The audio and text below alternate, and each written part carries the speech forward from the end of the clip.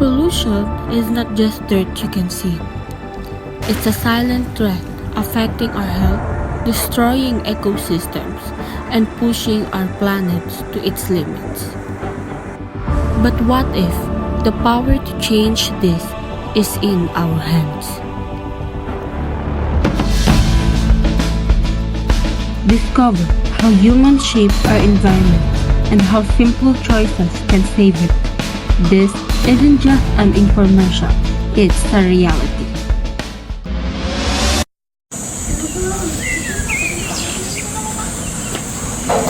Uy, pre! Sama tayo. Okay lang naman. Ano yung nag-usapan niya? Ano mo? Bagay-bagay. Antay ka lang din. Uy, nakita niyo ba yun? Oh, nak, tara na. Alis na tayo. Saan ka po? Diyan na lang, wala nang makakita.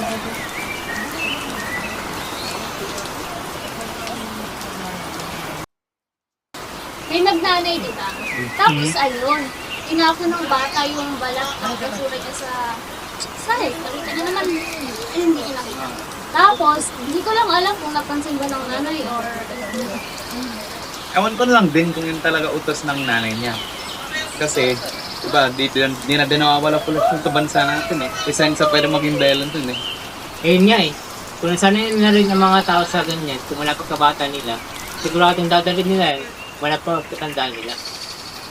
Hanap na lang tayo ng tamang maturan para dyan. Tayo na magtapon yan. Tama. Tayo na naggumawa ng paraan para mabawasan yung mga kalat. Madudulot pa ng pollution. Tama.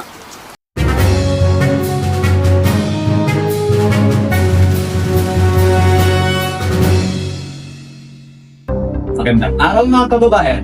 Ako si Justin at ako naman si Christian. Nandito kami para ibalita ang balitang pangkalikasan. Isang seryosong problema sa ating bansa na hindi pagtapon ng basura sa tamang lalagyan. Sa kabila ng paalala ng marami pa rin ang nagtatapon ng kalilong basura kung saan-saan.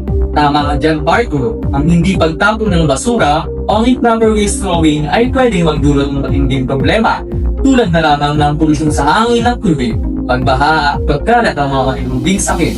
Kapag ang basura naman ay sa kanal ng punta, ito ay nagdudulot ng baha.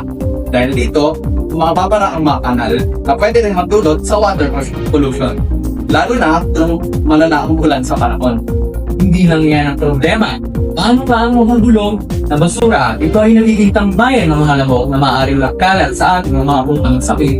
Dagdag pa sa problema, ang pagsunog ng basura na nakakasama sa ating kalusugan at nagiging sanhi pa ng air pollution. Kaya naman mga kababayan, mabuti lang iniwalaya at natapon ng basura sa tamang lalagyan, nabubulong o di nabubulong at ma-recycle. Tandaan natin, kalinisan ay responsibilidad ng lahat. Tama yan! Ang malilim na disiplina sa pagtapon ng basura ay nagiging malaking tulong sa ating kalikasan. Muli, ako si Justin at ako si Christian, muling nagpapaalala na ang basura ay itapon sa tamang lalagyan para sa malinis at ligtas na bansa.